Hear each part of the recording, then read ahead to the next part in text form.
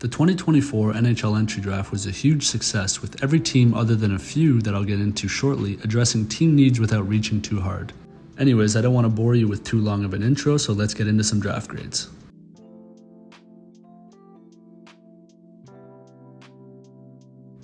This is an easy A++ for the Sharks. They picked up their franchise cornerstone and have accelerated their rebuild tenfold with this pick. Celebrini is a savant at both ends of the ice and probably has the second best offensive upside after a certain Russian that will be going to Quebec come October. This kid is going to be great as soon as next season and should be a perennial 90-point player with Selke considerations for the next 15 plus years.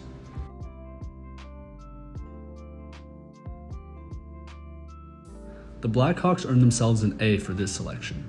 Chicago had the pick of the litter at the number 2 spot and made it pretty clear over the last few days that he was going to take the big Belarusian defenseman. By all accounts, Levshunov is going to be the number 1 defenseman with 70-point upside, although I probably would have taken Demidov at this spot. They already have their number 1 play driving forward in Connor Bedard, so getting such a blue chip prospect on the blue line makes more sense for the purpose of balancing their future roster.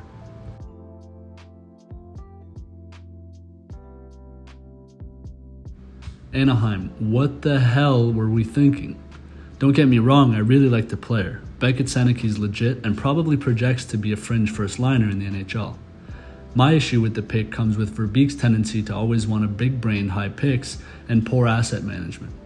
Most mock drafts had Seneke going between 10 and 15, so why not trade back a few spots and gain a few assets in the process? Verbeek and his scouting staff must have really liked the player, but for the time being this pick gets a C-.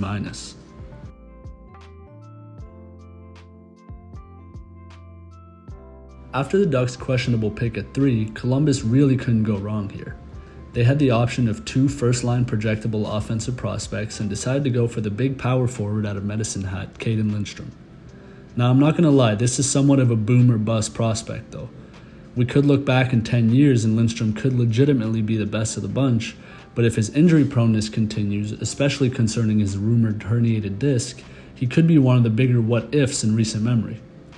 Clearly though, the Blue Jackets medical staff wasn't too concerned over this, and they take him at 4, which gives them an A grade. Sorry to interrupt the video fellas, but the channel's currently at 90 subs and I'd really appreciate if y'all could support and subscribe.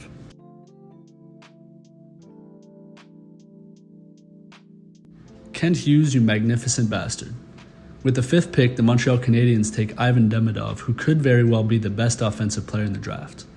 The Habs clearly really wanted to take this kid and tried unsuccessfully to move up to get him, but that didn't really matter because he fell to their lap anyways. This kid is so dynamic, and after seeing him walk on stage last night, he isn't as small as I previously thought. The only thing that concerns me is, as much as he dominated the competition this year, playing in the MHL made him really hard to project at the next level. But by all accounts, he should be a point per game plus player for the Habs, which is great value at the 5th overall spot, earning them an A+.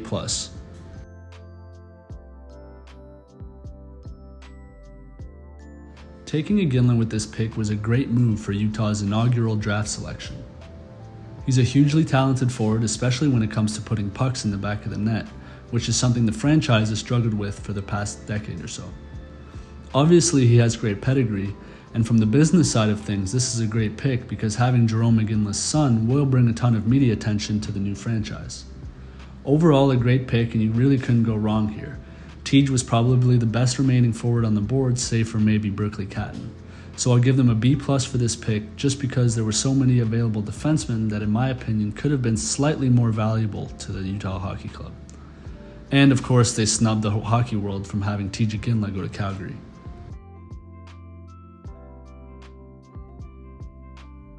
Is good and could be even better. He's an offensive D-man, but with his frame and toolkit, he could easily be molded into a strong two-way presence on the blue line. He probably has the hardest shot from the point in the draft class and is a damn psychopath on the ice sometimes, which is an asset if you're a big D-man. Overall, this pick was a little overly criticized and just came down to which D-man the Senators scouting staff liked the most. B+.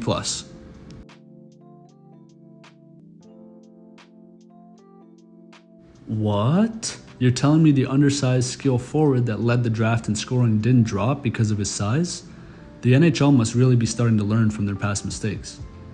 Jokes aside, this is an awesome pick for the Kraken, who desperately needed to add an offensive spark to their roster.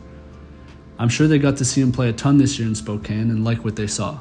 Offensively, this guy's at the top of the draft with the likes of Celebrini and Demidov, and could end up being a steal for the Seattle Kraken if his developmental trajectory continues like this.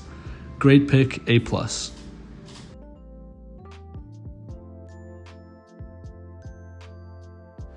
Well, Calgary fans, you didn't get TJ Ginla, but Zane Parekh might actually be better for the franchise in the long run. Zane was the best offensive defenseman in the draft and scored over 30 goals this year in the OHL. There are some holes in his defensive game, but they're a little overstated by some scouts, and he could definitely develop a defensive game that is at the very least respectable, especially if paired with a stay-at-home defenseman. He's going to be a great defenseman with legit Erik Karlsson type potential and could help make the Battle of Alberta great again. B+.